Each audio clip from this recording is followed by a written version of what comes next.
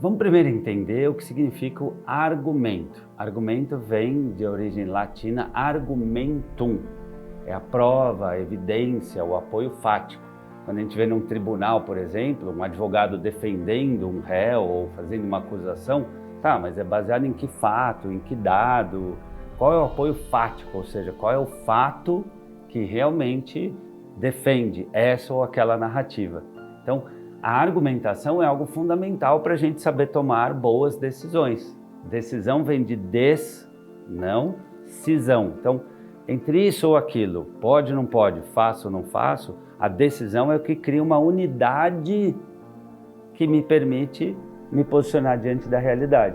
E aí que mora a dificuldade humana, né? Porque o filho, de repente, junta um conjunto de ideias e a mãe tem outro, e isso nem sempre é fácil de ajustar.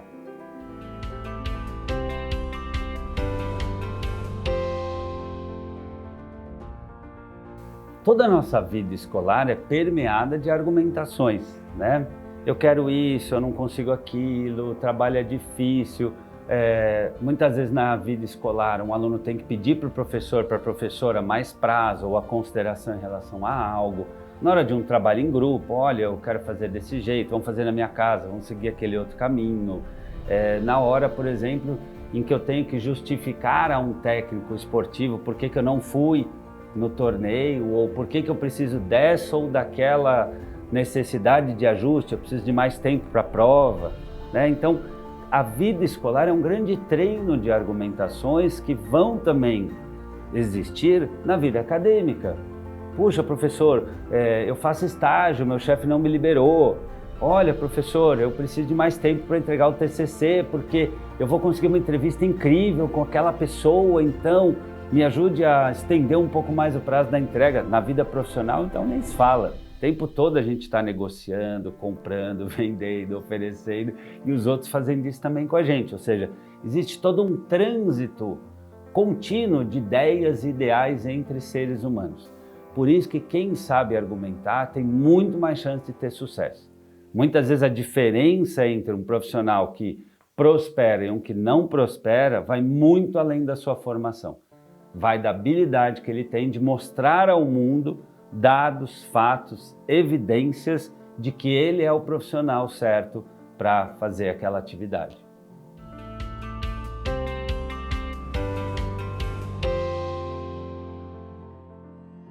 Certamente não existe se dá para treinar ou não. A gente sempre treina um filho, uma filha a argumentar. A questão é como a gente faz isso, né? Como é que a gente não deve fazer isso?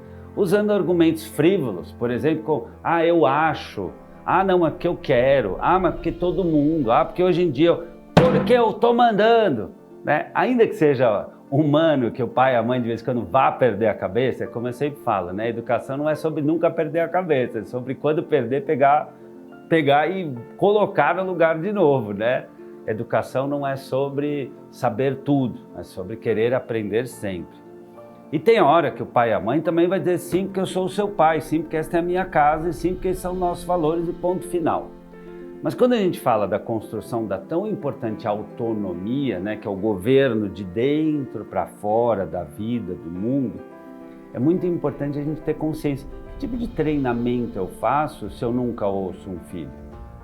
Que tipo de treinamento eu faço se na hora que realmente um valor meu vai ser rasgado porque minha filha de 12 anos quer ir numa festa que não vai ter um adulto, que vai ter bebida alcoólica, que é em outra cidade, que eu não estou seguro como pai, eu vou lá e aceito só para ser legal. O que eu estou ensinando para ela sobre expressar o meu desejo, os meus valores, aquilo que eu realmente acredito? Então, educar não é sobre ouvir sempre o apelo do filho e não é sobre querer sempre impor as suas vontades, porque o bonito das relações humanas é que elas são artísticas, elas são obras de arte. E obra de arte nem sempre é fácil, gostosinho.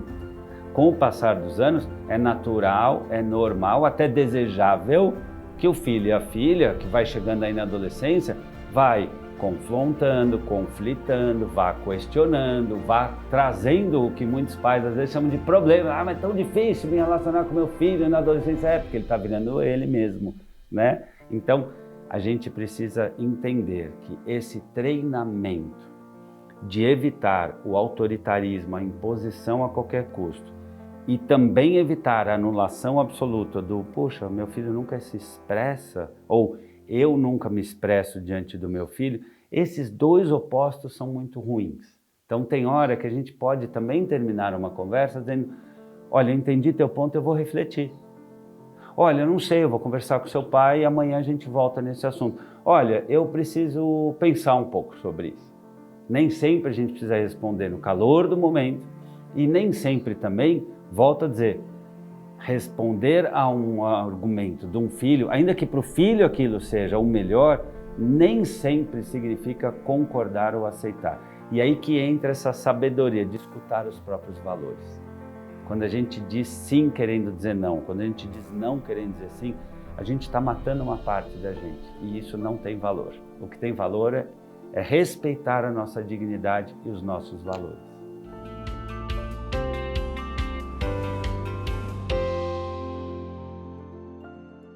Essa é a coisa mais fácil do mundo, só que não. Como somos pessoas diferentes, com origens diferentes, crenças, valores, toda uma história diferente, primeiro é melhor a gente entender que é normal, natural, humano que a gente tenha diferenças. Aliás, é isso que faz a beleza da vida, não é? É a grama verdinha com aquela árvore frondosa. Na natureza isso se evidencia muito e a gente precisa entender que entre seres humanos também, né?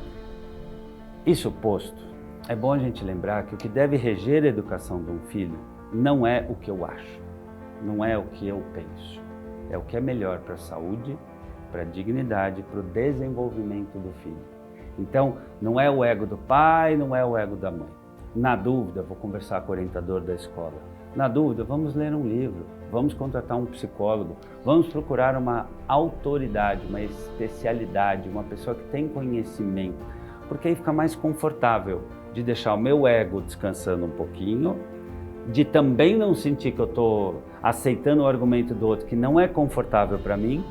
E muitas vezes o que o pai e a mãe podem fazer de melhor é procurar conhecimento, procurar argumentos, evidências sólidas, científicas, que tenham realmente consistência para permear a sua educação com consciência e responsabilidade. Muito melhor, dá mais trabalho. Mas é como eu sempre falo, em educação, a maioria das coisas que a gente fala, dá mais trabalho, vai dar mais trabalho se não fizer.